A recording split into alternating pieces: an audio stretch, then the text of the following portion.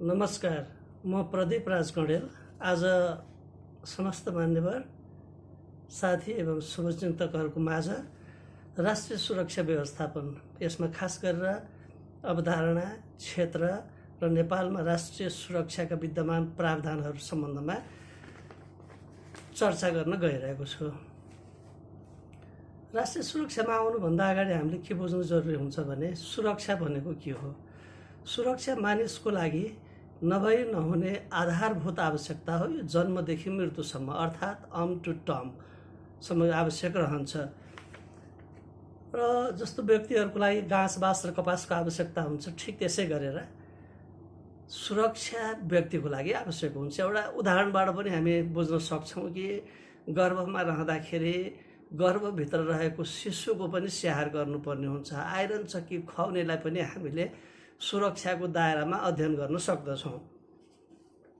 अब हुन त राज्य निर्माण, स्टेट बिल्डिङ भनेर भनिन्छ। स्टेट बिल्डिङको लागि जनसङ्ख्या, क्षेत्र, सरकार, सम्प्रभु सत्ता र अन्तर्राष्ट्रिय मान्यता चाहिन्छ। यो सँगसँगै व्यक्तिहरू बीचको आत्मीय सम्बन्ध वा संवेगात्मक भावनात्मक सम्बन्ध बलियो भयो भने राष्ट्र निर्माणमा मद्दत पुग्छ। यो भावनात्मक वा संवेगात्मक सम्बन्ध एकाएक आर्जन हुने विषय पनि होइन। यसको लागि पनि फेरि विकासका गतिहरूलाई अगाडि बढाउनु पर्ने हुन्छ र खास गरेर समानुपातिक, समावेशी र विकेन्द्रीकरणमा आधारित समतामूलक दृष्टिकोण महत्त्वपूर्ण रहन जान्छ। अब यो सुरक्षाको विषयमा मानव सभ्यताको सुरुवातीदेखि नै धेरै कामहरू भइरहेछ। यसको संस्थागत, सङ्गठित वा आन्तरिकीकरण गर्ने विषय स्टेट बिल्डिङ अर्थात् राज्यको निर्माण भएदेखि राष्ट्रिय सुरक्षाको अवधारणाहरू बिस्तार अगाडि बढ्दै गयो। परम्परागत अवस्थामा हामीले विख्यात दार्शनिक हब्सको विचारलाई हेर्ने हो भने उनले लिबिया भन्ने एउटा आफ्नो पुस्तकमा मानिसले आफ्नो सुरक्षाको लागि आफ्ना सबै अधिकार राज्यलाई सुम्पन्छ पनि भनेका थिए। भलै त्यो अहिले राइट बेस्ड एप्रोचमा मान्य हुँदैन, तर राष्ट्रिय सुरक्षा र व्यक्तिको सुरक्षा बीचको अन्तर सम्बन्धलाई हब्सले जुन रूपमा प्रकाश पारे त्यो अहिले पनि सान्दर्भिक हामीले मान्नुपर्ने हुन्छ। र अब अहिले चाहिँ यसलाई च्यारिटी बेस वा वेलफेयर बेसको रूपमा लिने गरिन्छ। यो राष्ट्रिय सुरक्षा चाहिँ सार्वजनिक प्रशासन र शासकीय सुधारसँग सम्बन्धित छ। जस्तो राष्ट्रिय सुरक्षा र राष्ट्रिय स्वार्थ जोडियो भने कूटनीति भन्ने बुझ्नुपर्छ। ठिक त्यसै गरेर हामीले यसको विकास क्रमलाई एउटा स्पेसल मार्किङ गर्ने हिसाबले हेर्ने हो भने सन् 1960 को दशकसम्म राष्ट्रिय सुरक्षाको परम्परागत अवधारणा र 1970 देखि हालसम्म चाहिँ नवीनतम अवधारणाले मान्यता पाउँदै आएको देखिन्छ। 1960 सम्म किन परम्परागत अवधारणा भने होला त भन्ने प्रश्नमा हामी के सहजै अनुमान वा उत्तर दिन सक्छौँ भने यो राज्य केन्द्रित सुरक्षाको अवधारणा प्रचुर रूपमा मान्य थियो 1960 सम्ममा। स्टेट सेन्ट्रिक नेसनल सेक्युरिटी यो भनेको के हो भने सेक्युरिटी सेक्टर रिफर्म गर्ने, एसएसआर, अनि खास गरेर सीमाको सुरक्षा, सम्प्रभु सत्ताको रक्षा र कानुन कार्यान्वयन गरेर नागरिकको जीव, धन र स्वतन्त्रताको रक्षा गर्ने भन्ने विषय नै प्रमुख थियो। उसो भए के ती सुरक्षाहरू हाल नवीनतम अवधारणाले समेट्दैन वा त्यो आवश्यक छैन भन्ने तर्क पनि उठ्न सक्छ। त्यो स्वाभाविक हो। यसको अर्थ नवीनतम सुरक्षा अवधारणाले सबै कुरा विगतका कुरालाई छोडेको होइन। राज्य केन्द्रित सुरक्षा सँगसँगै अहिले आएर राष्ट्रिय सुरक्षाको नवीनतम अवधारणाले समेटेका विषय समेत खास गरेर विकासशील मुलुकहरू र हाम्रो जस्तो नेपाल जस्तो मुलुकहरूको लागि आवश्यक छ। अब एकपल्ट हामी राष्ट्रिय सुरक्षाको परम्परागत अवधारणाको सशर्ती विवेचना गरौँ न त। नम्बर 1 सीमाको सुरक्षा, मैले अघि पनि भनिसकेको छु। नम्बर 2 सम्प्रभु सत्ताको रक्षा। नम्बर 3 कानुन कार्यान्वयन गरेर नागरिकको जीव, धन र स्वतन्त्रताको रक्षा गर्ने। उसो भए नवीनतम अवधारणाले के कुरालाई समेट्छ भनेर सोधियो भने एउटै पोइन्ट के हो भने यो चाहिँ ह्युमन सेन्ट्रिक सुरक्षालाई अहिले राष्ट्रिय सुरक्षाको नवीनतम अवधारणाले समेटिरहेछ। अब मानव सुरक्षा मात्रै होइन, मैले भन्नु खोजेको के हो भन्दा मानव केन्द्रित सुरक्षा। यी विषयभित्र धेरै कुराहरू पर्छन्। नम्बर 1 स्वत मानव सुरक्षा नै पर्छ, ह्युमन सेक्युरिटी। नम्बर 2 सामाजिक सुरक्षा। नम्बर 3 आर्थिक सुरक्षा। नम्बर 4 वातावरणीय वा पर्यावरणीय सुरक्षा। त्यस्तै दिगो विकास व्यवस्थापनसँग सम्बन्धित विषयहरू र अन्य क्रस कटिङ इस्युजहरू। मानव सुरक्षाभित्र पर्ने विषय चाहिँ के हो भन्दा भोक र अभावबाट मुक्ति, अनि खाद्य सुरक्षा, मानवको जीवन स्तर उठाउने, समतामूलक समाजको निर्माण गर्ने, गरिबी निवारण गर्ने, समुदायलाई युद्ध र हिंसाबाट अलग राख्ने, मानिसको आधारभूत स्वतन्त्रताको संरक्षण गर्ने, बाह्य जगतमा राष्ट्रिय स्वार्थको अभिवृद्धि, अन्तर्राष्ट्रिय साझा चुनौतीहरूको हल गर्ने। यो चाहिँ मानव सुरक्षा हो। मानव सुरक्षा सामाजिक र आर्थिक अनि वातावरणीय सुरक्षासँग पनि अन्तर सम्बन्धित छ, तर यसलाई एकल दृष्टिकोणले हेर्दा कम्ती पनि हामीले यति कुरा चाहिँ बुझ्नुपर्ने जरुरी हुन्छ। सामाजिक सुरक्षा यो सोशल सेक्युरिटी र सोशल प्रोटेक्सनसँग सम्बन्धित छ। हुन त अब अङ्ग्रेजीमा भन्दा सोशल सेक्युरिटी र सोशल प्रोटेक्सन अलग अलग शब्दावली देखिन्छ, यसको अर्थ पनि स्वाभाविक रूपमा भिन्न छ। नेपालीमा भन्दा सामाजिक सुरक्षा नै भन्ने बुझिन्छ। सामाजिक सुरक्षा समतामूलक दृष्टिकोण राख्दछ सोशल सेक्युरिटीले। सोशल प्रोटेक्सनले सीमाङ्कीकृत व्यक्तिहरूलाई वा समुदायहरूलाई विशेष सुविधा दिएर सुरक्षित तुल्याउने र एउटा सामाजिक दृष्टिकोणले उनीहरूलाई एड्रेस गर्ने भन्ने कुरा चाहिँ सामाजिक सुरक्षामा आउँछ। यसमा पनि आधारभूत शिक्षा, स्वास्थ्य, आवास, भोजन, सामाजिक समावेशीकरण, सामाजिक संरक्षण, सामाजिक उत्तरदायित्व, सहायता, बिमा, बजार जस्ता विषयहरू सामाजिक सुरक्षाका अभिन्न अङ्गहरू। आर्थिक सुरक्षा हामी सबैलाई थाहा छ, यो समतामूलक दृष्टिकोण राख्नुपर्छ, हुने र नहुने बीचको दूरी घटाउनु पर्ने हुन्छ।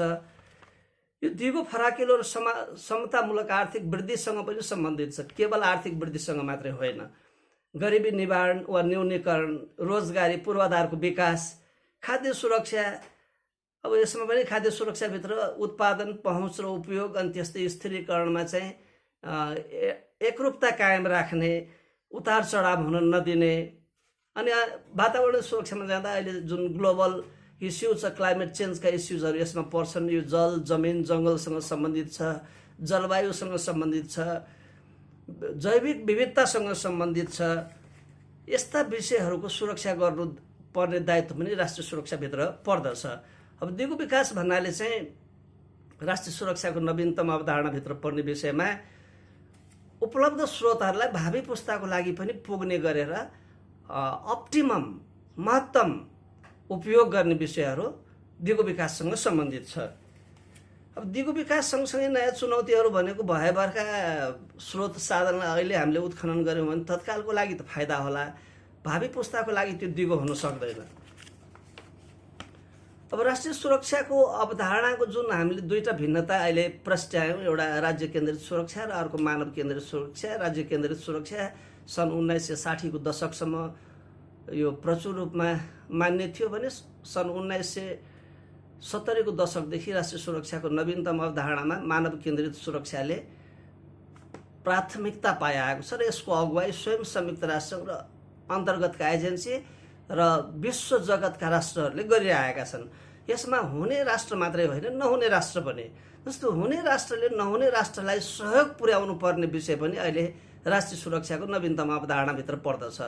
हुन त अब सामरिक दृष्टिकोणले वा रणनीतिक महत्त्वको दृष्टिकोणले सम्पन्न राष्ट्रहरूले आफ्ना शक्ति गुटहरूलाई अनि आफ्ना कुराहरू मान्नेलाई वा रणनीतिक हिसाबले भौगोलिक र भूराजनीतिक दृष्टिकोणले महत्त्वपूर्ण मानिने स्थलका देशहरूलाई बढी सहयोगहरू गर्न सक्लान्।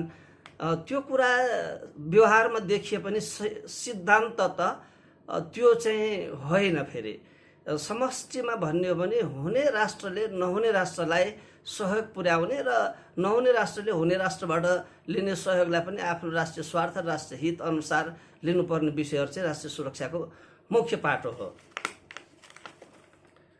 यसमा तत्कालीन स्विडेनका प्रधानमन्त्री ओलाफ पाके 1982 मा एउटा आयोग नै गठन भयो जसले साझा सुरक्षा जीवन रक्षा भन्ने एउटा योजना नै प्रस्तुत गर्यो।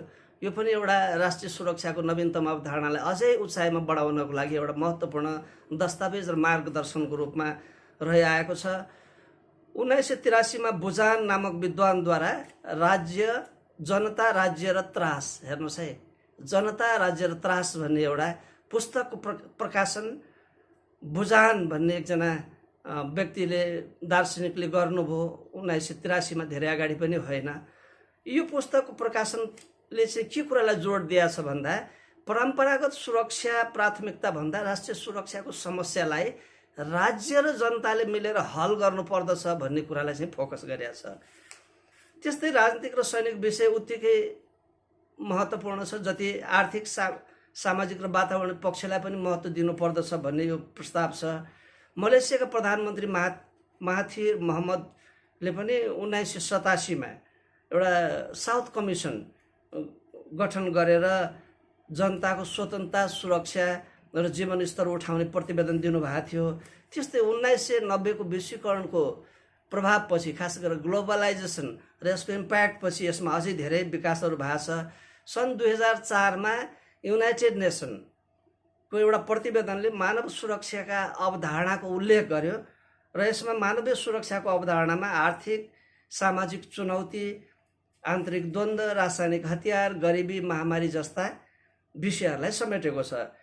2005 मा युएनद्वारा गठित उच्च स्तरीय समूहको प्रतिवेदनले के भन्छ भन्दा अझ सुरक्षित विश्व हाम्रो सामूहिक दायित्व। यो इभोल्युसनको एउटा ट्रेन्डहरूलाई हामीले जानिराख्नु राम्रै होला। त्यस्तै युएनका तत्कालीन महासचिव कोफी आनान, उहाँले बृहत स्वतन्त्रता, कम्प्रिहेन्सिभ लिबर्टी भन्ने पुस्तकको प्रकाशन गर्नुभयो र सुरक्षाको नवीनतम अवधारणा ल्याउनको लागि थप मद्दत पुगेको मानिन्छ। र कोफी आनान एउटा यस्तो महासचिव हुनुहुन्थ्यो, उहाँले संयुक्त राष्ट्रसङ्घलाई लिड गरेर, महासचिवको दृष्टिकोणले लिड गरेर राष्ट्रिय सुरक्षा विश्वका विकासशील राष्ट्रहरूको लागि अझै बढी जरुरी छ, जुन मानव केन्द्रित सुरक्षाको लागि योजना र कार्यक्रम तर्जुमा गरेर त्यसलाई कार्यान्वयनमा ल्याउनु पर्दछ भन्ने कुरालाई संयुक्त राष्ट्रसङ्घकै माध्यमबाट उहाँले चाहिँ फोकस गर्नुभएको छ।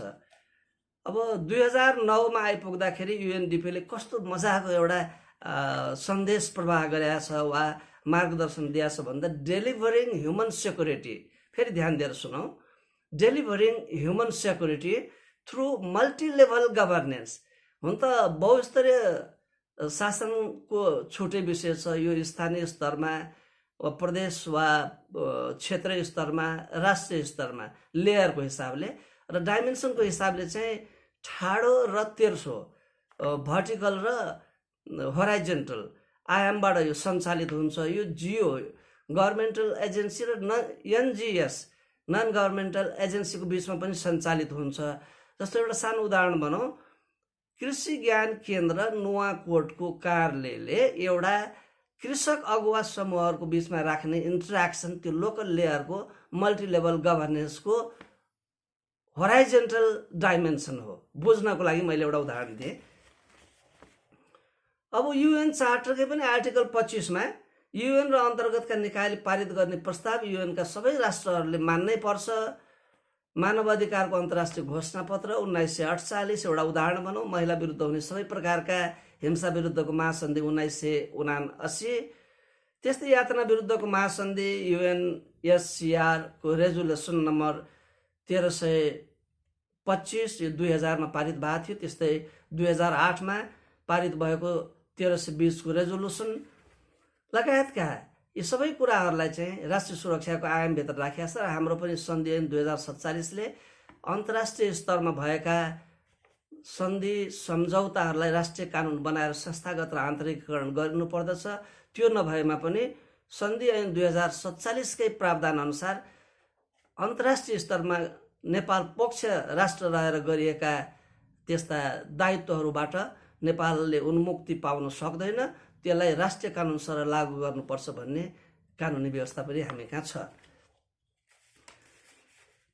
अब यो हामी कहाँ मिलेनियम डेभलपमेन्ट गोल 2000 देखि 2015 सम्म, अब अहिले 2016 देखि 2030 सम्म एसडिजी सस्टेनेबल डेभलपमेन्ट गोल हैन। त्यस्तै अब अहिले कोभिडकै विश्वव्यापी सङ्कटहरू आइरहेछ, क्राइसिस म्यानेज गर्ने, डिजास्टर म्यानेजमेन्ट गर्ने विषयहरू पनि राष्ट्रिय सुरक्षाकै एउटा कम्पोनेन्ट हो।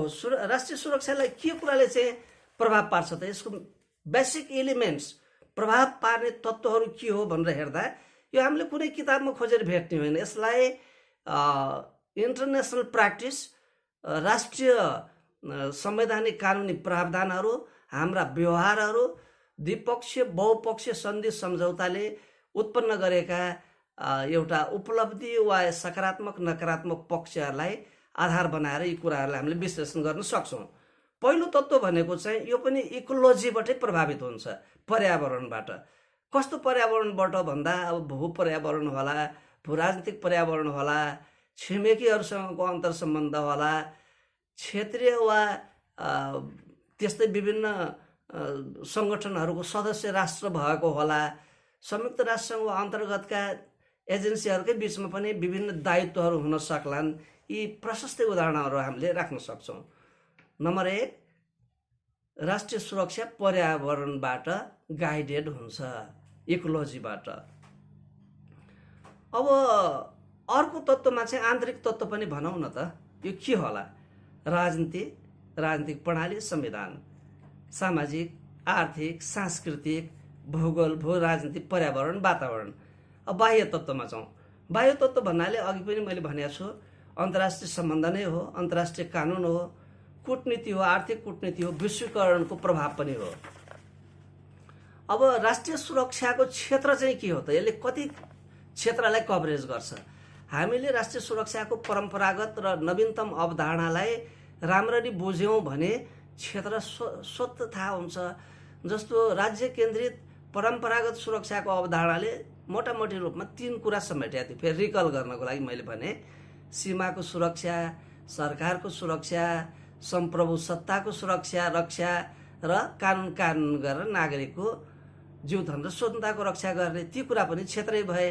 र अब नवीनतम अवधारणाले समेटेका क्षेत्रहरूमा मानव सुरक्षा, सामाजिक सुरक्षा, आर्थिक सुरक्षा, वातावरणीय वा पर्यावरणीय सुरक्षा, दिगो विकास व्यवस्थापनसँग सम्बन्धित विषयहरू अनि क्रस कटिङ इस्युजहरू पनि यसका क्षेत्रभित्रै पर्दछन्।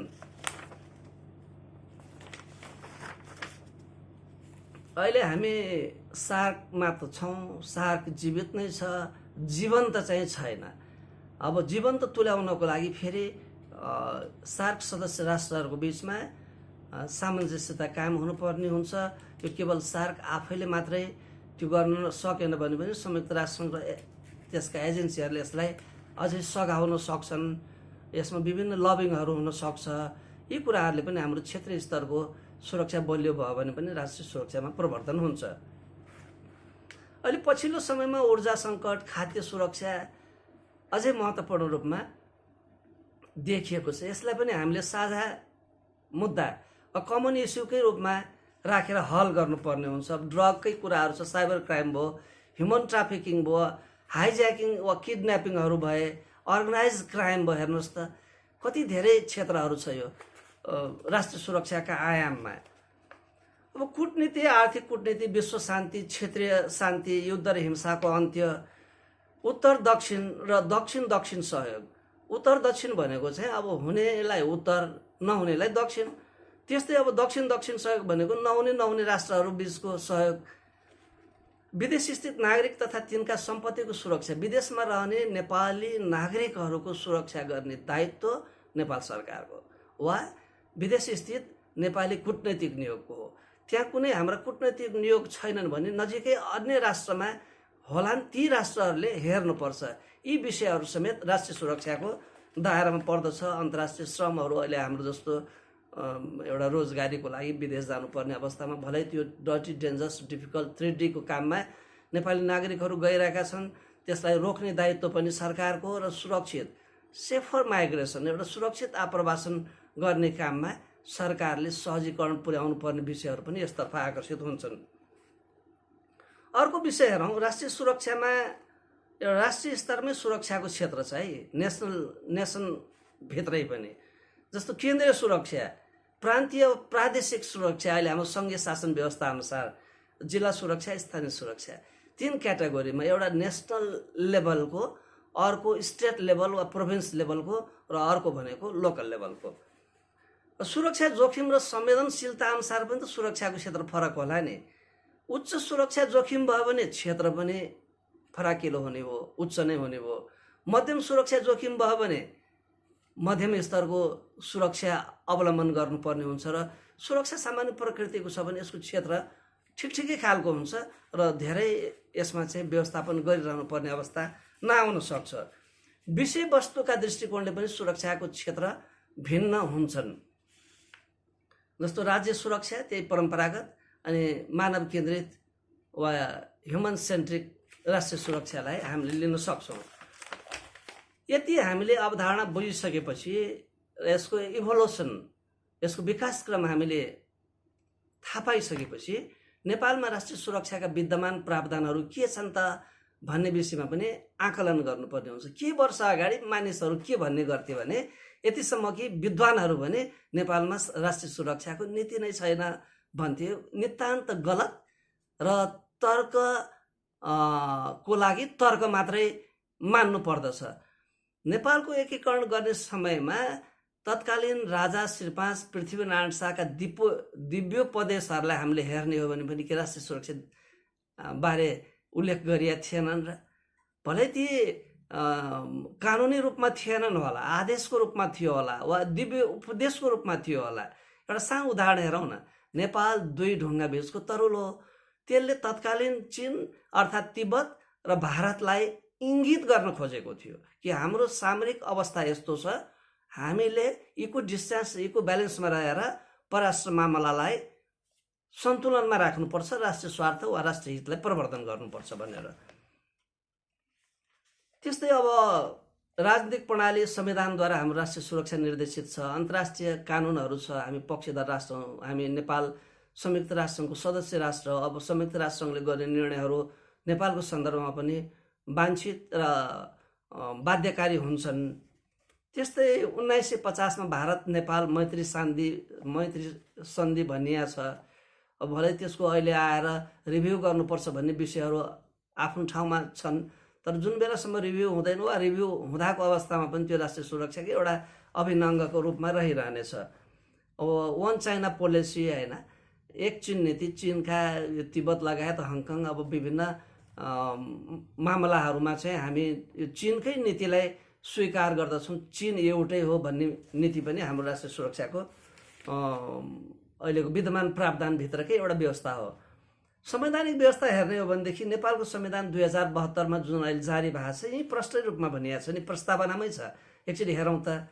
नेपालको स्वतन्त्रता, सार्वभौमिकता, भौगोलिक अखण्डता, राष्ट्रिय एकता, स्वाधीनता र स्वाभिमानलाई केन्द्रबिन्दुमा राखिएको छ।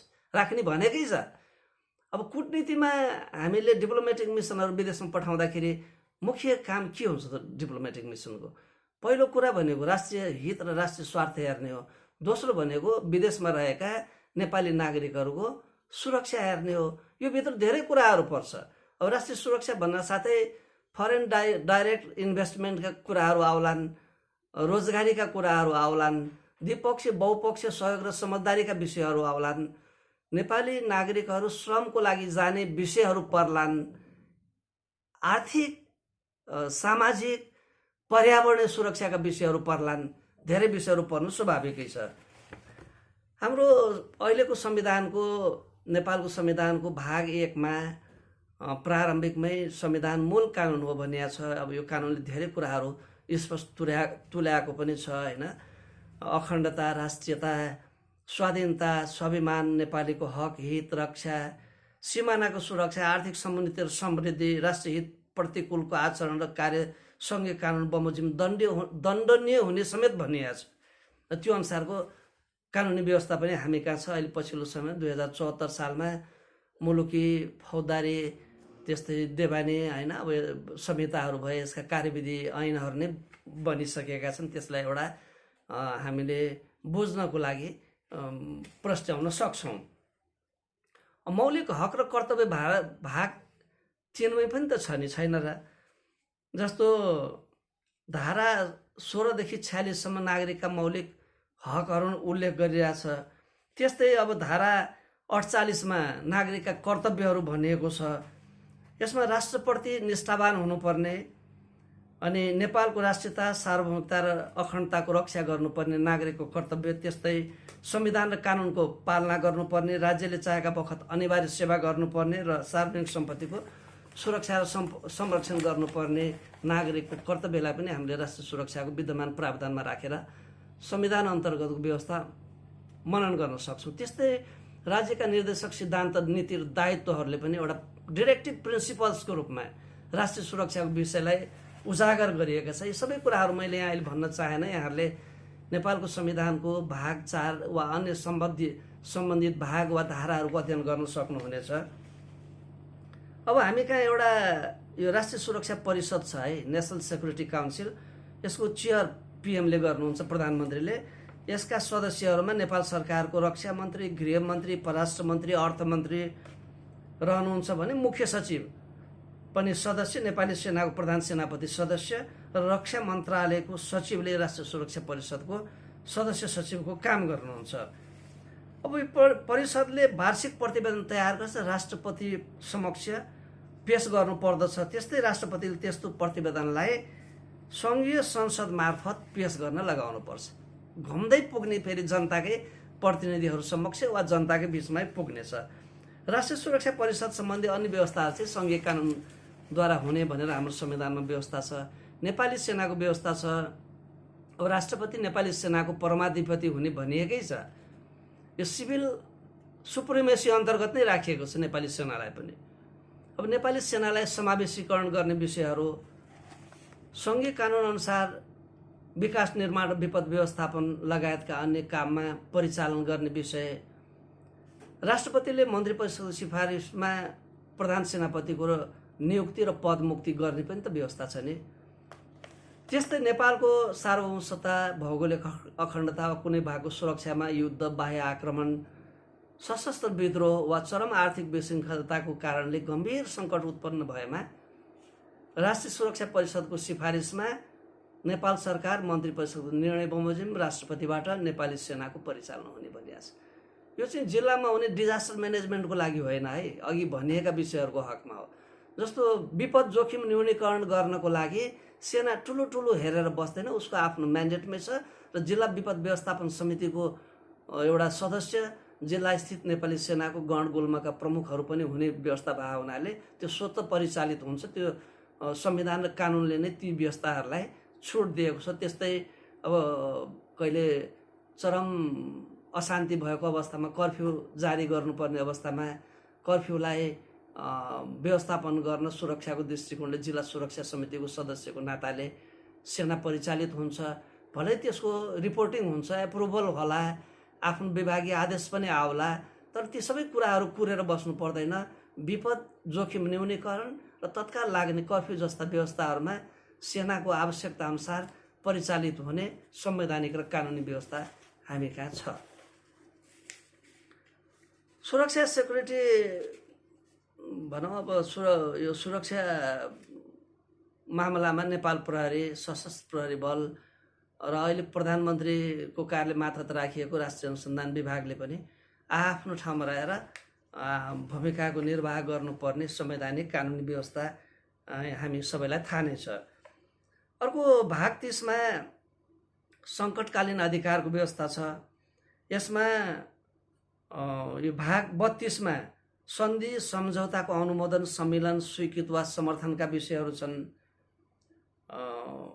सङ्घीय दुवै सदनको 2/3 बहुमत चाहिने विषयहरू चाहिँ शान्ति र मैत्री सन्धि, सुरक्षा एवं सामरिक सम्बन्ध, नेपाल राज्यको सिमाना र प्राकृतिक स्रोत तथा त्यसको उपयोगको बाँडफाँड, अन्य सामान्य प्रकृतिको सन्धि सम्झौताहरूको अनुमोदन चाहिँ पार्लियामेन्टको सिम्पली मेजोरिटीले पनि गर्न सक्छ भनेर हाम्रो संविधानमै लेखिएको छ। नेपालको आवधिक विकास योजनामा पहिलोपल्ट सुरक्षाको व्यवस्थालाई 13औं योजनाबाट राखिएको हो। यो चाहिँ आर्थिक वर्ष 2070-71 देखि आर्थिक वर्ष 2072-73 71-72-73 मा जुन 13औं योजना 3 वर्षको लागि ल्याइएको थियो 13औं योजना, यसले शान्ति सुशासन र मूल प्रवाहीकरण शीर्षक अन्तर्गत शान्ति, पुनर्निर्माण तथा पुनर्स्थापना सम्बन्धी व्यवस्था, सुरक्षा सम्बन्धी व्यवस्था, मानवाधिकार सम्बन्धी व्यवस्था र मानव बेचबिखन तथा ओसार पसार नियन्त्रण भनेर भले सबै कुरा नसमेटे पनि यति कुरा चाहिँ समेटेको थियो। पहिलो विषय हो जहाँ 13औं योजनाले राष्ट्रिय सुरक्षाका विषयहरूलाई आवधिक योजनामा समेटेको प्रत्यक्ष रूपमा। 14औं योजनाले पनि समेटेको छ तिनै कुराहरूलाई। अब अलिकति गभर्नेन्स रिफर्मलाई फोकस गरिएको छ। अहिले जनताको जीव धन र स्वतन्त्रताको संरक्षण गर्ने, शान्तिपूर्वक बाँच्न पाउने अधिकार सुनिश्चित गर्ने, उच्च फराकिलो र समावेशी आर्थिक विकासका लागि सुरक्षा दिने चाहिने, नागरिक सुरक्षा र अपराध अनुसन्धानको लागि उपयुक्त प्रविधि प्रणालीको स्थापना र विकास गर्ने, मानव बेचबिखन अपराध नियन्त्रण र लागु औषध नियन्त्रण गर्ने, विपद व्यवस्थापन गर्ने, राष्ट्रिय सुरक्षा नीति क्रमशः लागू गर्ने भनिएको छ। अहिले चालु 15औं योजनाले पनि यी कुराहरूलाई कन्टिन्युटी वा एउटा निरन्तरता दिइरहेको अवस्था छ। अब अलिकति हामी विषयगत र क्षेत्रगत ऐन जुन कानुन कार्यान्वयन गर्ने निकायहरूको पनि हेरौँ त। प्रहरी ऐन 2012 छ, प्रहरी नियमावली 2071 छ। भले अब सङ्घीय शासन प्रणाली अनुसार अहिले मुलुकलाई सुहाउँदो अवस्थामा यसको संशोधन नेपाल सरकार गृह मन्त्रालय मार्फत अगाडि बढ्ने क्रम होला वा हुनुपर्छ र यसलाई अन्ततः संसदले पास गर्ला। प्रहरी सेवाको पदमा नियुक्ति र बढुवा गर्दा अपनाउनु पर्ने सामान्य सिद्धान्त 2069 यो 2063 सालमा जारी भएको अन्तरिम संविधान अन्तर्गत थियो। अहिले चाहिँ बढुवा गर्दा अपनाउनु पर्ने सामान्य सिद्धान्तको सन्दर्भमा लोकसेवा आयोगको परामर्श लिनुपर्छ। नियुक्तिको लागि सामान्य सिद्धान्त बनाइराख्नुपर्ने अवस्था संविधानले लोकसेवा आयोगको काम कर्तव्य र अधिकार अन्तर्गत राखिएको देखिँदैन अहिले नेपालको संविधान 2072 अनुसार। प्रहरी कर्मचारी समायोजन ऐन 2076 जारी भएको छ। त्यो अनुसार काम पनि अब हुँदै जानुपर्छ। नेपाल प्रहरी र प्रदेश प्रहरी कार्य सञ्चालन सुपरिवेक्षण र समन्वय ऐन 2076 पनि लागू भइसकेको छ। अब सङ्घीय प्रहरी ऐन आएपछि धेरै कुराहरू अगाडि बढ्नेछ। त्यस्तै सशस्त्र प्रहरी ऐन 2058 हुन्थ्यो। नेपालमा सशस्त्र प्रहरी बलको स्थापना अध्यादेशको माध्यमबाट 2057 सालमा भयो। यसको ऐन चाहिँ 58 सालमा आयो। यसका नियमावली छन्। अब सशस्त्र प्रहरीको पदमा पनि बढुवा गर्दा अपनाउनु पर्ने सामान्य सिद्धान्त स्वाभाविक रूपमा अहिलेकै संविधान अनुसार कायम छ। सैनिक ऐन छ, सैनिक नियमावली, विशेष सेवा ऐन, राष्ट्रिय अनुसन्धानसँग सम्बन्धित। अब यी सुरक्षा एजेन्सीहरूमा जिल्लामा प्रमुख जिल्ला अधिकारी पनि पर्छन्। धेरै व्यक्तिहरूले सङ्घीय शासन प्रणालीमा बरु अञ्चलाधीश पनि पुनरावृत्ति गरे भए हुन्थ्यो नि, सिडिओ किन चाहियो भन्ने तर्क राखेको देखिन्छ। त्यो तर्क राख्न उहाँहरूलाई छुट छ। मैले 11वटा जिल्लामा प्रमुख जिल्ला अधिकारीको कार्य अनुभव हासिल गरेको छु र सङ्घीय शासन प्रणालीमा पनि काम गरेको अनुभव मसँग छ। मेरो बुझाइमा के हो भने सिडिओ भनेको जिल्लामा सिभिल सुप्रिमेसी, नागरिक सर्वोच्चता कायम राख्ने एउटा संस्थागत वा संस्था हो। यसले सङ्घीय सरकारलाई प्रतिवेदन दिने, सङ्घीय सरकारका आदेश निर्देशनलाई प्रचलित कानुनको दृष्टिकोणले सम्पादन गर्छ वा गर्नुपर्छ। जस्तो अब सिडिओ पदै हटाइदियो भने अहिले नगरपालिका गाउँपालिकामा कहिलेकाहीँ एउटा नगरपालिका र अर्को नगरपालिका बीच स्रोत साधनको बीचमा केही मनमुटावहरू हुने र यो कुनै नगरपालिका गाउँपालिकामा पनि प्रमुख उपप्रमुख अध्यक्ष उपाध्यक्ष बीचमै पनि झैझगडा हुने। त्यस्तो अवस्थामा पनि प्रमुख जिल्ला अधिकारीले सामञ्जस्यता कायम गरेर शान्ति सुरक्षा व्यवस्थापन गर्नुपर्ने अवस्था जिउँदो छ, विद्यमान छ। अब जुन बेलामा 72 सालमा संविधान आयो त्यतिखेर यो चर्चा गर्दा मान्छेले बुझेर वा नबुझेर गरे होलान् भन्न सकिएला। अहिले त झन् आवश्यकता देखियो प्रमुख जिल्ला अधिकारीको। बरु प्रमुख जिल्ला अधिकारीमा भएका धेरै अधिकारहरू अहिले कटौती गरिएको छ। उदाहरणको लागि उपभोक्ता संरक्षण ऐन 2075ले सिडिओलाई चिन्दैन जिल्लामा। त्यो ऐनमा उसको काम कर्तव्य र भूमिका के उल्लेखै छैन। वाणिज्य विभागले निरीक्षण अधिकारी सहायक प्रमुख जिल्ला अधिकारीलाई तोक्न सक्छ, त्यो पनि आफ्नो वाणिज्य कार्यालय नभएको जिल्लाको हकमा। अब यो ऐनले या सङ्घलाई या प्रदेशलाई स्थानीय तहलाई दिएछ। इभन गाउँपालिका वा नगरपालिकाकै पदाधिकारीहरू वा सर्वसाधारण पनि फलानु ठाउँमा बढी मूल्यमा सामान बिक्री हुँदैछ वा त्यहाँ कृत्रिम अभाव हुन लाग्यो, ल सिडिओ साहब यो हेरिदिनु पर्यो भनेर भन्नुहुन्छ। अधिकार एकातिर छ, आशा र अपेक्षा अर्कोतिर छ। यहाँले भन्न सक्नुहोला यो कालोबजारी नियन्त्रण ऐन अन्तर्गत पनि त कारबाही गर्न सकिएला भनेर। अब त्यसको पनि त विधि र प्रक्रिया ड्यू प्रोसेस फरक छ।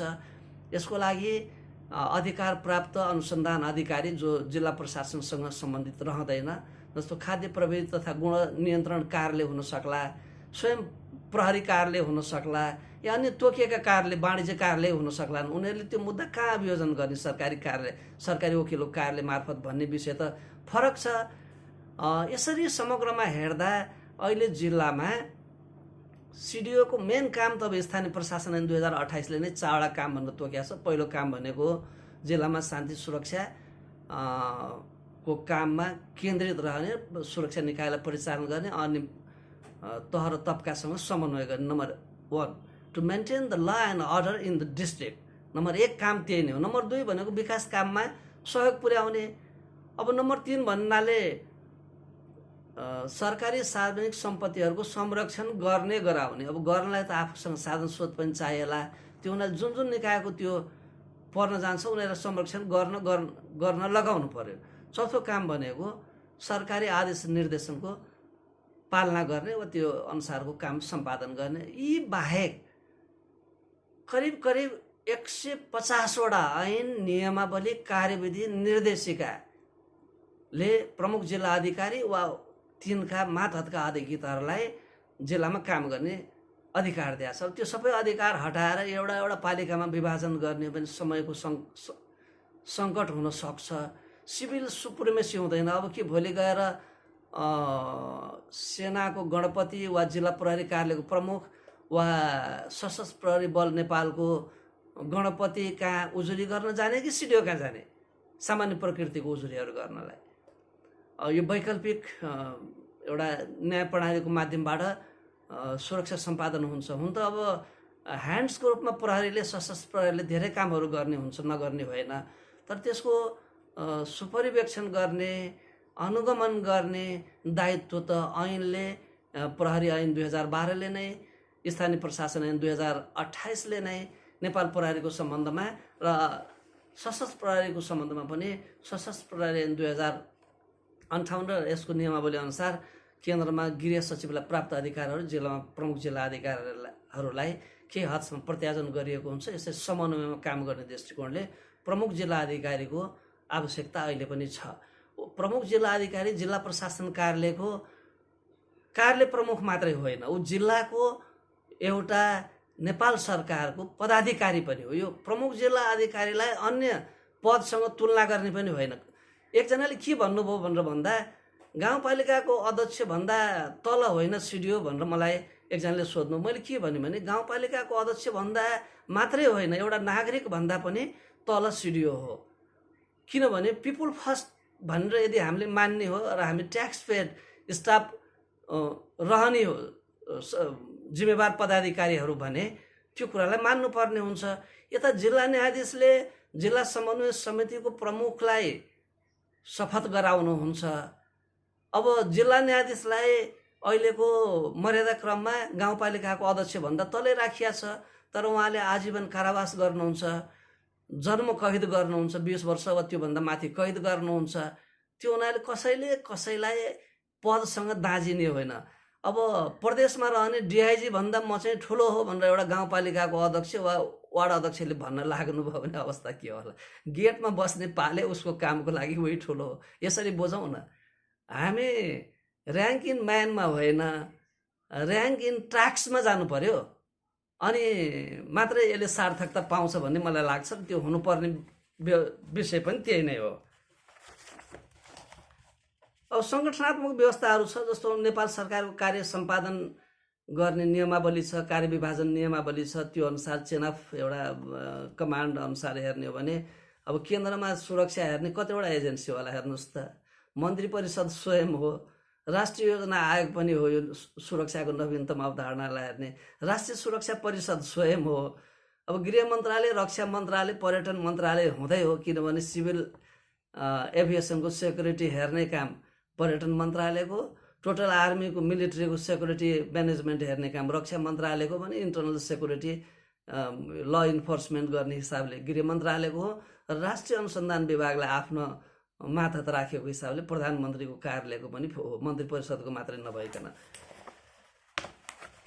प्रदेशमा पनि मुख्यमन्त्री र आन्तरिक मामला मन्त्रालय मार्फत सुरक्षा समिति राखिया छ। भले अहिले प्रदेशको आफ्नै प्रहरी नभइसकेका कारणले गर्दा त्यस्ता निर्णयहरू कार्यान्वयन नगर्दामा के गर्ने भन्ने एउटा अन्तर्तहका समन्वयका विषयहरू होलान्। तर पछिल्लो समय यसमा पनि सुधार आएको देखिन्छ। र प्रदेशमा छुट्टै सुरक्षा समिति पनि छ। यो केन्द्रमा रहने केन्द्रीय सुरक्षा समिति चाहिँ सशस्त्र प्रहरी ऐन 2058 अनुसार सशस्त्र प्रहरी बल नेपाललाई प्राप्त म्यान्डेट 12वटा काम गर्ने अधिकार सशस्त्र प्रहरीलाई छ। ती कामहरू गर्नको लागि केन्द्रीय सुरक्षा समितिको गठन माननीय गृहमन्त्रीको अध्यक्षतामा रहने व्यवस्था सशस्त्र प्रहरी ऐनले गरेको छ। यसमा हामीले ख्याल राख्नुपर्छ नि, धेरै मान्छे अल्मलिन सक्छन् यो विषयमा। यता प्रदेश सुरक्षा समिति यो कुनै ऐनमा नभए पनि एउटा सरकारी निर्णयको आधारमा भएको छ। जिल्ला सुरक्षा समिति चाहिँ स्थानीय प्रशासन ऐन 2028 अनुसार भएको छ। योभन्दा अगाडि क्षेत्रीय सुरक्षा समिति थियो। अब अहिले सङ्घीय शासन प्रणालीमा क्षेत्रीय प्रशासन कार्यालयहरू विघटन भइसकेका हुनाले ती कुरालाई हामीले एउटा खालि ऐतिहासिक दस्तावेजको रूपमा रेफरेन्सको रूपमा सम्म लिन सक्छौँ। अब धेरै सहयोगी एजेन्सीहरूले काम गर्छ राष्ट्रिय सुरक्षा, प्रदेश सुरक्षा, स्थानीय तहको सुरक्षामा। डिजास्टर भयो भने रेड क्रसले गर्छै गर्दैन। रेड क्रसले पनि त गर्छ नि, उसले रेस्क्युमा, रिलिफमा वा अन्य मिटिगेसनका कामहरूमा, डेभलपमेन्टका कामहरूमा पनि गर्छ। अरू एनजिओ वा एनजिएसले गर्न सक्ला, प्राइभेट सेक्टरले गर्न सक्ला, कोअपरेटिभले गर्न सक्ला, एनजिओले गर्न सक्ला, आइएनजिओजहरूले गर्न सक्ला। त्यो हुनाले अघि मैले माथि फेरि पनि दोहोऱ्याएँ कि मल्टी लेभल गभर्नेन्स, बहुस्तरीय शासनको माध्यमबाट राष्ट्रिय सुरक्षा व्यवस्थापन पनि हल हुन्छ भन्ने अहिलेको नवीनतम अवधारणा हो। सिभिल सोसाइटी, अब अन्तर्राष्ट्रिय निकायहरू छन्, आइएनजिओ बाहेक पनि अरू एजेन्सीहरू पनि छन्, इभन युएन एजेन्सीहरू नै छ, आम सञ्चारहरू छ। अलिकति हामी हेरौँ है त अब राष्ट्रिय सुरक्षा परिषदको विषयमा। हाम्रो संविधानले राष्ट्रिय सुरक्षा परिषदको व्यवस्था गर्यो, तर यो चाहिँ राष्ट्रिय सुरक्षा परिषद संसारमा कहिले आयो त? सन् 1947मा अमेरिकामा नेसनल सेक्युरिटी काउन्सिल एक्ट बनेपछि संसारमा राष्ट्रिय सुरक्षा परिषदको औचित्य पुष्टि भयो। अमेरिकामा यो परिषदले अमेरिकी राष्ट्रपतिलाई डिफेन्स, डिप्लोमेसी र इकोनोमी, तीनटा कुरा फेरि ध्यान दिएर सुनौ, डिफेन्स, डिप्लोमेसी र इकोनोमीको क्षेत्रमा सुझाव दिन्थ्यो राष्ट्रपतिलाई नेसनल सेक्युरिटी काउन्सिलले। राष्ट्रिय सुरक्षा परिषद एडभाइजरी बडी हो, यो आफैले एक्जिक्युसन गर्दैन, सल्लाहकार परिषद जस्तो हो यो। नेपालमा चाहिँ 2047 सालको नेपाल अधिराज्यको संविधान आएपछि मात्रै राष्ट्रिय सुरक्षा परिषदको व्यवस्था भयो। हुन त 2047 सालमा जारी भएको नेपाल अधिराज्यको संविधानमा राष्ट्रिय सुरक्षा परिषदको व्यवस्था भयो, तर यसको सचिवालय चाहिँ 2058 सालमा गठन भयो है। 47, 10, 57, 1, 58 भनेपछि 11 वर्षपछि यसको अफिस खोल्यो। अब सम्झौँ 11 वर्षसम्म राष्ट्रिय सुरक्षा परिषद संविधानको पानामै सीमित भयो होला, 2047 देखि 2058 अघिसम्मको अवस्थामा। नेपालको अन्तरिम संविधानले पनि राष्ट्रिय सुरक्षा परिषदको परिकल्पना गर्यो र अहिले 2072 सालमा जारी भएको नेपालको संविधानमा पनि राष्ट्रिय सुरक्षा परिषदलाई निरन्तरता दिइएको छ। यसको भूमिका बढाउनु पर्छ कि पर्दैन त? राष्ट्रिय सुरक्षा परिषद, राष्ट्रिय सुरक्षा परिषदमा पोस्टिङ कसैको भयो भने, मानव कुनै आर्मीको जनरलहरूको वा पुलिसको डिआइजीहरूको वा त्यही सरहका अन्य पदाधिकारीको सिभिल कर्मचारीहरू नै भयो भने एकदम मन खुम्च्याएर जाने। विदेशमा गएर भन्दा त कहाँ तपाईँ काम गर्नुहुन्छ भन्दा नेसनल सेक्युरिटी काउन्सिल भन्दा मान्छे त तर्सिनु पर्ने हो।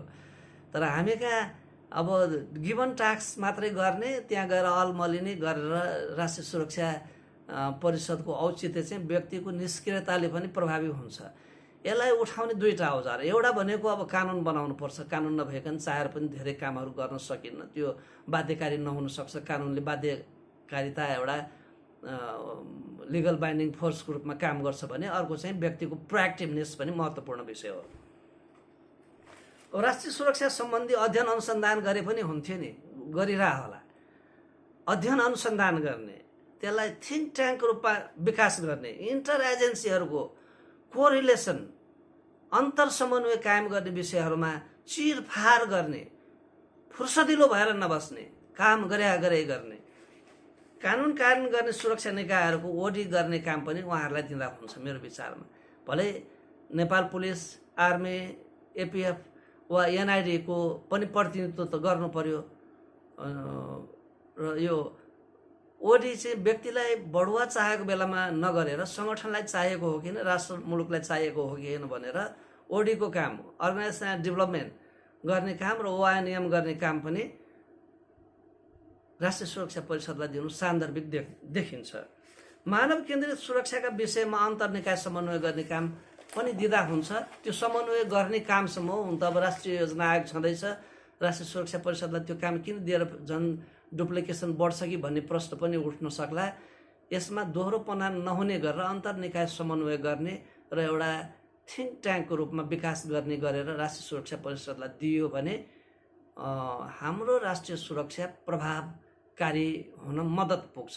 म एउटा उदाहरण अर्को दिन चाहे मैले कि धेरैजनाले चाहिँ राष्ट्रिय सुरक्षा अवस्था के छ भन्दा हाम्रो टोटल पपुलेसन 2,92,91,000 यति भनेर तथ्याङ्क राखिदियो, अनि इक्वल टु हाम्रो सेक्युरिटी पर्सन यति, एउटा पुलिसले यति मान्छे हेर्छ।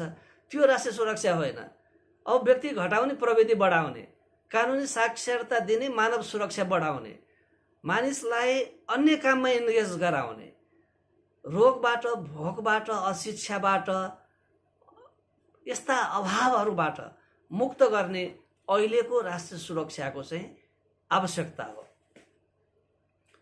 केन्द्रीय सुरक्षा समिति एकचोटि रिकल गरौँ, सशस्त्र प्रहरी ऐन 2058 को दफा 7 अनुसार यो सशस्त्र प्रहरी ऐन 2058 को दफा 8 मा उल्लेखित 12वटा काम गर्नको लागि गठन भएको समिति केन्द्रीय सुरक्षा समिति, यसको चेयर गृह मन्त्रालयमा अब अहिले धेरै समयमा गृह मन्त्रीको व्यवस्था हुन्छ, कहिले गृह मन्त्री नराखेर राज्य मन्त्री राख्दाखेरि उहाँहरूले पनि चेयर गर्नुहुन्छ।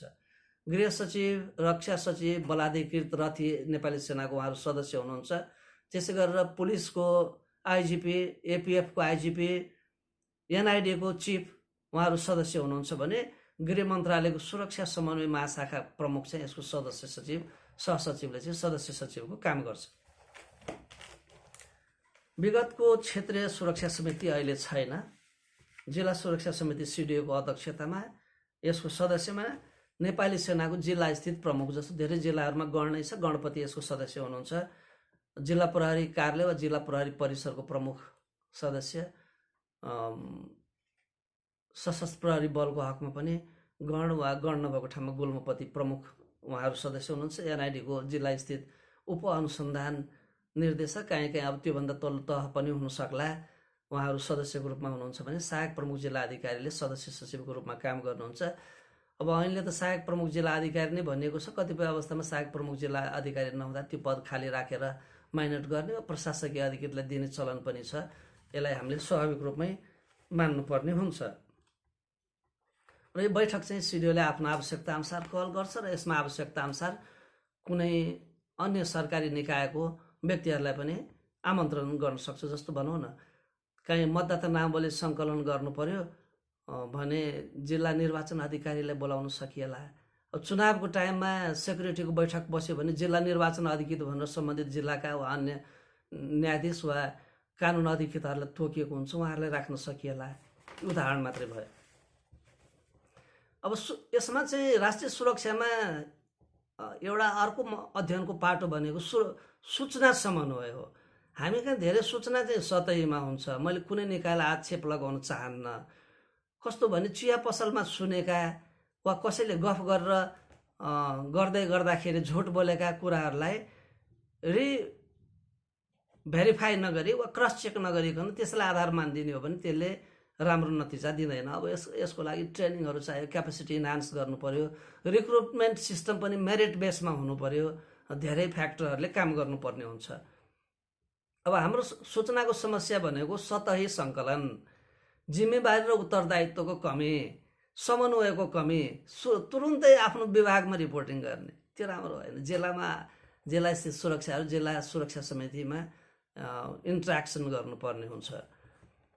अव्यवस्थित अभिलेख प्रणाली, आज एउटा सूचना पठायो भोलि छैन। जस्तो अब पोखरा विमानस्थलमा को भिआइपी ओर्ले फ्लाइटबाट को भिआइपी गयो, कहिलेकाहीँ त्यो काममा आउला, त्यसलाई चाहिँ मासिक जाहेरीमा हाल्दै हुन्छ भन्छु मैले रिपोर्टिङमा।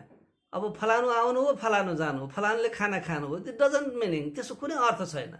वेस्टेज अफ टाइम हो, त्यो जनशक्तिको दुरुपयोग मात्रै हो। त्यतातिर हाम्रो लाग्ने अलिकति बढी प्रचलन अहिले पनि छ। अनि सूचना विश्लेषण र कार्यान्वयनमा भन्दा प्रतिवेदनमा दौड, रिपोर्टिङ गर्ने दौडिने। साधन स्रोतको पनि कमी छ, नभए होइन, तर भएकै साधन स्रोतको पनि उचित ठाउँमा प्रयोग गर्न सक्ने अवस्था हुनुपर्छ र भइ पनि रहेको छ, केही उपलब्धिहरू हासिल पनि छन्। उसो भए सूचना व्यवस्थापनलाई कसरी प्रभावकारी तुल्याउने त? मानव संसाधनको विकास गर्ने, ह्युमन रिसोर्सको विकास गर्ने, निरन्तर विकास गर्ने। साधन स्रोतको उपलब्धता पनि हुनु पर्यो। जोखिमपूर्ण सूचना सङ्कलन गर्नको लागि लगानी गर्नुपर्छ। बिना लगानी अहिले कसैले सूचना दिँदैन, यो विश्वव्यापी मान्यता हो। हामीले त्यसतर्फ खर्च गर्नुपर्छ। भले त्यो खर्च ठिक थियो कि थिएन, आधार र यसको औचित्य पुष्ट्यायो भने गर्नुपर्ने हुन्छ। अध्ययन अनुसन्धान पद्धतिको अवलम्बन गर्ने, जिम्मेवारी र उत्तरदायित्वको किटाण गर्ने, समन्वय संयन्त्रको प्रभावकारी अवलम्बन गर्ने, अभिलेख प्रणालीमा सुधार गर्ने, सूचना विश्लेषण र कार्यान्वयन पक्षमा जोड दिने, प्रभावकारी मूल्याङ्कन र अनुगमन गर्ने, अन्तर्निकाय समन्वयलाई निरन्तरता दिने।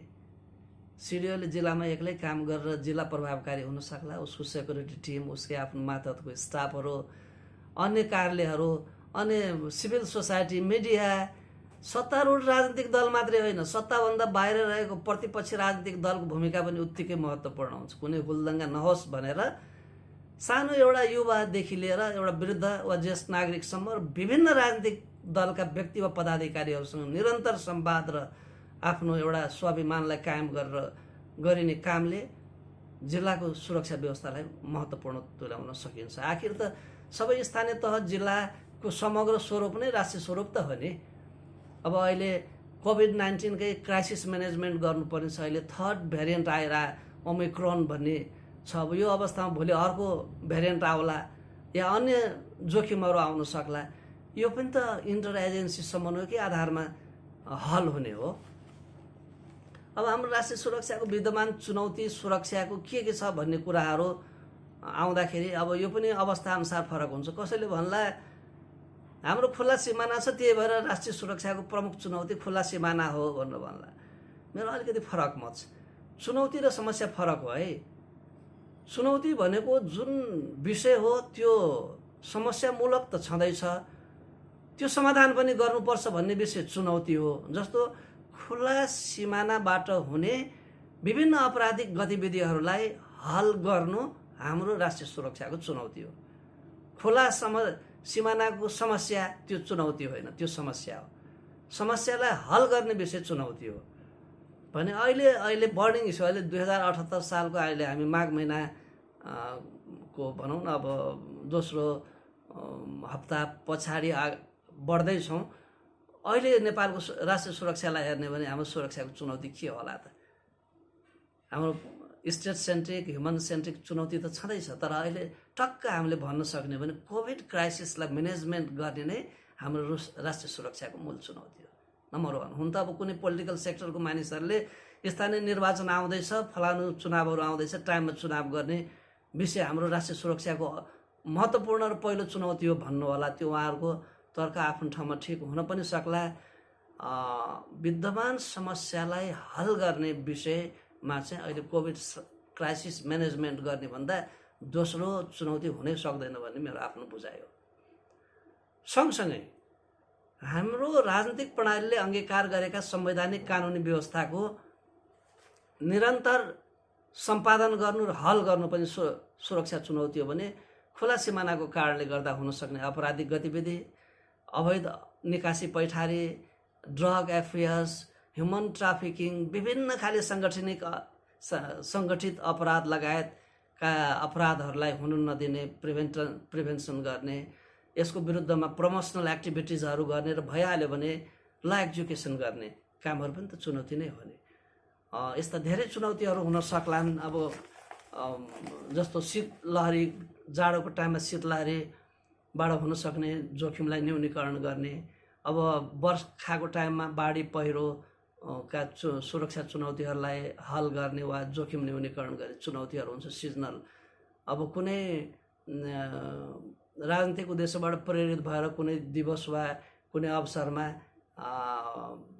मानिसहरू जम्मा गर्ने, भिडहरू जम्मा गराइदिने वा त्यसले एउटा द्वन्द्वको स्थिति आउने, त्यस्तै सधैँ मूल प्रवाहीकरणबाट वञ्चितीकरणमा परिरहेका व्यक्ति वा समुदायहरू फेरि द्वन्द्वरत अवस्थामा फर्किने वा अगाडि बढ्ने, यी लगायतका विषयहरू हाम्रा सुरक्षा चुनौतीहरू हुन्। समग्रमा भन्दाखेरि राष्ट्रिय सुरक्षाको चुनौती पनि परम्परागत र नवीनतम अवधारणाका राष्ट्रिय सुरक्षाका मान्यताहरूलाई एकसाथ अवलम्बन गर्दै जाने विषयहरू हाम्रा सुरक्षाका चुनौतीहरू हुन्। अब हाम्रो राष्ट्रिय सुरक्षाको समस्याहरू हेरौँ न त अलिकति। समस्यामा अब नीतिगत समस्या, हामी कहाँ 2075 सालमा राष्ट्रिय सुरक्षा नीति अवलम्बन भयो, त्योभन्दा अगाडि थिएन भन्ने होइन, त्योभन्दा अगाडि पनि थियो। अब यी नीतिहरू सरकार परिवर्तन भएसँगै राष्ट्रिय सुरक्षाको नीतिहरू परिवर्तन गर्नु हुँदैन। खास गरेर फरेन पोलिसी, डिफेन्स, मोनिटरी, मुद्रा हैन जस्ता विषयहरूलाई चाहिँ अलि निर्भयताका साथ राख्नुपर्छ। अब हाम्रो अहिले मिलेनियम सस्टेनेबल गोल एसडिजी लाई कसरी कार्यान्वयन गर्ने भन्ने विषयहरू, जस्तो डिजास्टर वा क्राइसिस भइसकेपछि तत्काल हल गर्ने र पोस्ट क्राइसिस वा डिजास्टर म्यानेजमेन्ट गर्ने विषयहरू पनि हाम्रा नीतिगत समस्याकै एउटा पाटोको रूपमा रहेको छ। हुन त नीतिले त्यसलाई नसमेट्या होइन, त्यो एउटा इभेन्टमा तत्काल अगाडि बढ्ने, रेस्क्यु र रेस्पोन्स गर्ने अनि डेभलपमेन्ट, रिकभरी वा मिटिगेसनका कामहरूलाई बिस्तार बिर्सिँदै जाने, यस्ता कुराहरूलाई चाहिँ हामीले यस सन्दर्भमा हेर्न सक्छौँ। अवधारणात्मक समस्या पनि छ। अहिले पनि कतिपय व्यक्ति वा निकायहरूले राष्ट्रिय सुरक्षा भनेपछि टक्क आर्मी, पुलिस, एपिएफ, सिडिओ, एनआइडी भन्ने बुझ्नुहुन्छ, त्यो मात्रै होइन। अवधारणा हामीले क्लियर गरिसकेका छौँ, यो बहुस्तरीय शासनको माध्यमबाट हल हुने विषय हो। कानुनी विषयहरूमा पनि केही समस्याहरू छन्, भले अहिले पछिल्लो समयमा कानुनमा पर्याप्त सुधारहरू भइरहेको छ। सङ्गठनात्मक अवस्था जस्तो अर्गनाइजेसनल स्ट्रक्चरको सुरक्षा, कुनै बेलामा पूर्व पश्चिम मार्ग वा तत्कालीन महेन्द्र राजमार्ग एक ठाउँमा थियो, अब अहिले दक्षिणतिर हुलाकी राजमार्ग छ, अनि त्यही राजमार्गको उत्तरतिर अहिले मध्य पहाडी लोकमार्ग, पुष्पलाल मार्ग बसिरहेछ। बस्ती एकातिर सर्यो, हाम्रा चौकी वा सुरक्षा युनिटहरू अर्कैतिर छ। पुल बनेको ठाउँमै अब रिलोकेट गर्नुपर्ने, सेक्युरिटी सेक्टर रिफर्म गर्नुपर्ने विषयहरूलाई पनि हामीले सँगसँगै जोड दिनुपर्ने हुन्छ। कार्यगत व्यवहारगत विषयहरू, मानव स्रोतका विषयहरू, अनुगमन मूल्याङ्कनका विषयहरू सँगै छन्। अहिले पछिल्लो समय गृह मन्त्रालयले आफ्ना मातहतका प्रमुख जिल्ला अधिकारीहरूलाई, गृह सचिव र प्रमुख जिल्ला अधिकारीहरूको बिचमा कार्य सम्पादन सम्झौता गर्ने चलन छ, त्यो राम्रो हो। भलै अहिले यसमा धेरै प्रमुख जिल्ला अधिकारीहरूले आफूले गरेका कामहरूलाई सिस्टम, कम्प्युटर सिस्टम वा वेब सिस्टमभित्र ढाल्न नसकेका कारणले वा नभएको कारणले गर्दा त्यसको मार्किङमा केही कमी भयो होला, र कतिपय ठाउँमा चाहिँ काम नगरेकै कारणले पनि खालि त्यहाँ अराएको कामहरू पेपर वर्क गरेर अपलोड गरेकै कारणले पनि पुरस्कृत भइरहेको अवस्था होला। यसलाई पनि हामीले चाहिँ रिफर्म गर्नुपर्ने जरुरी देखिन्छ। अब सङ्घीय शासन प्रणालीमा सुरक्षा निकायलाई कसरी राख्ने त? अहिले त अब प्रहरीको पनि, नेपाल प्रहरी, प्रदेश प्रहरीको सुपरिवेक्षण सञ्चालन व्यवस्थापन गर्ने ऐन आयो।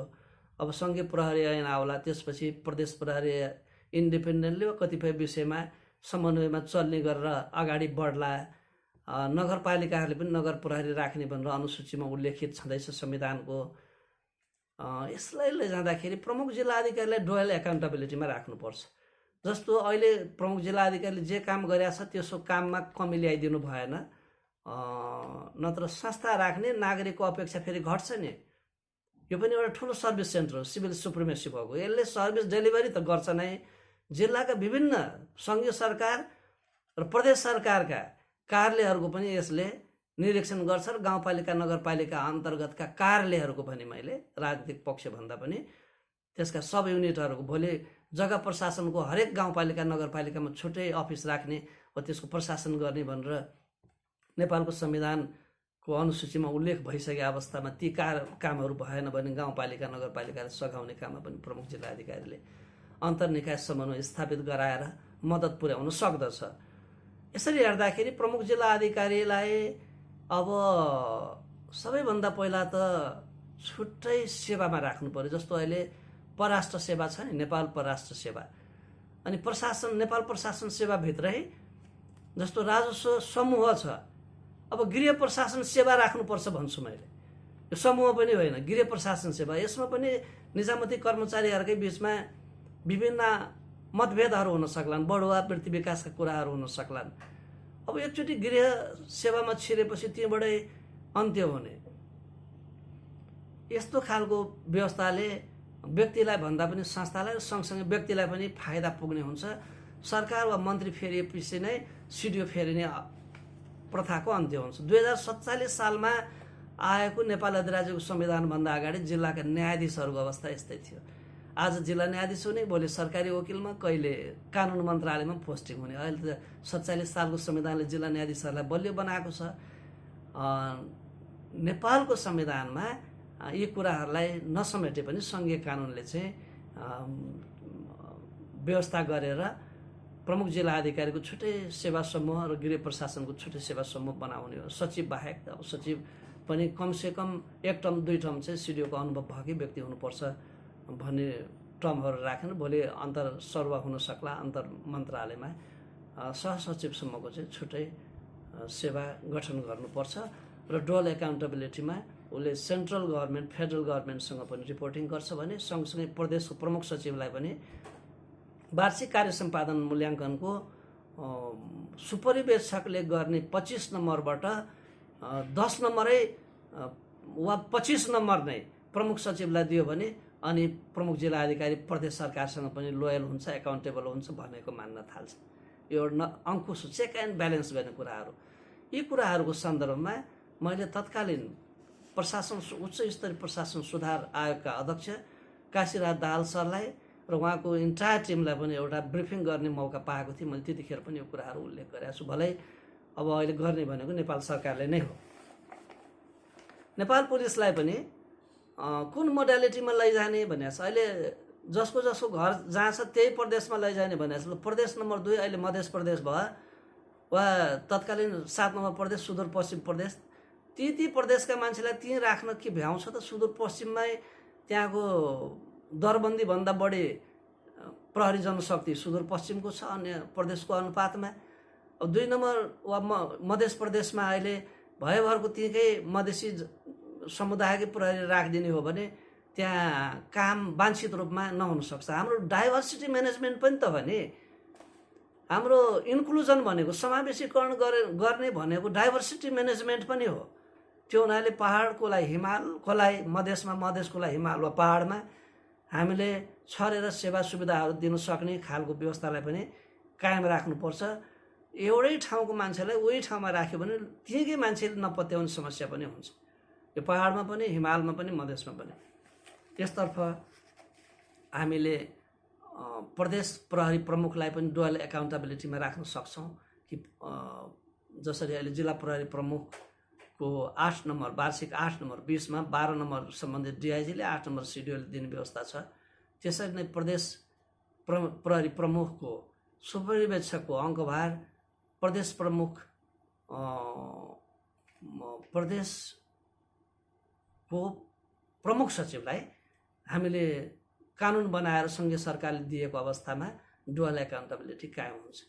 र मलाई नीति बनाउने काम छ, म नीतिमा केन्द्रित हुनु पर्यो। मलाई कार्यान्वयन गर्ने जिम्मा दिएछ, म कार्यान्वयनमा केन्द्रित हुनु पर्यो। कार्यान्वयन गर्नेले नीति बनाउन खोज्ने, नीति बनाउने कार्यान्वयनमा जान खोज्ने दौडले राष्ट्रिय सुरक्षा, प्रदेश सुरक्षा वा जिल्लाको सुरक्षामा खलल पुर्याउँछ, यसले मद्दत पुर्याउँदैन।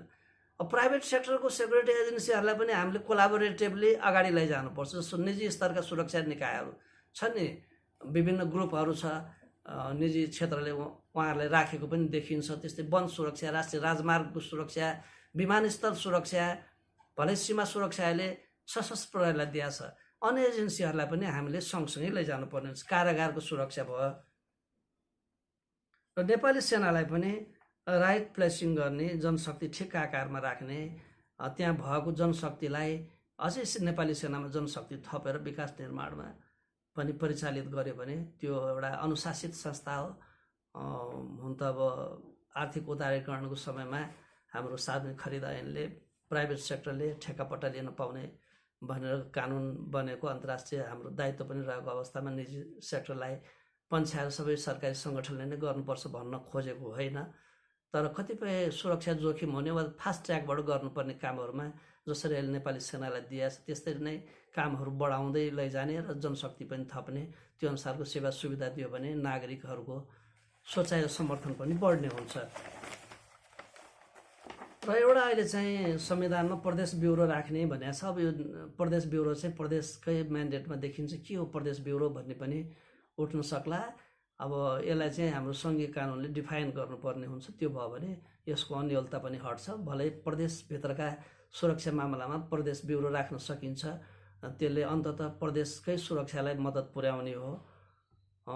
र अन्तमा राष्ट्रिय सुरक्षा व्यवस्थापन कुनै एक एजेन्सी वा एक विषयगत निकायको मात्रै नभएर यो बहुस्तरीय शासन प्रणालीको माध्यमबाट चल्ने हो। तर यसको लगाम भने सुरक्षा कार्यान्वयन गर्नुपर्ने ल इन्फोर्समेन्ट एजेन्सीहरूको सन्दर्भमा ती एजेन्सीहरू र तत्तत समन्वयकारी निकाय र एक्जिक्युसन वा कार्यान्वयनमा लैजाने निकायहरूको साझा मुद्दा वा कमन इस्यु हो भन्ने बुझाइ हामीले बुझ्नु जरुरी छ, स्पष्ट हुनु जरुरी छ भनेर म यहाँहरूबाट बिदा भएँ। यो आजको प्रस्तुति यहाँहरूलाई कस्तो लाग्यो फिडब्याकको अपेक्षा साथ मैले बिदा मागेँ। धन्यवाद।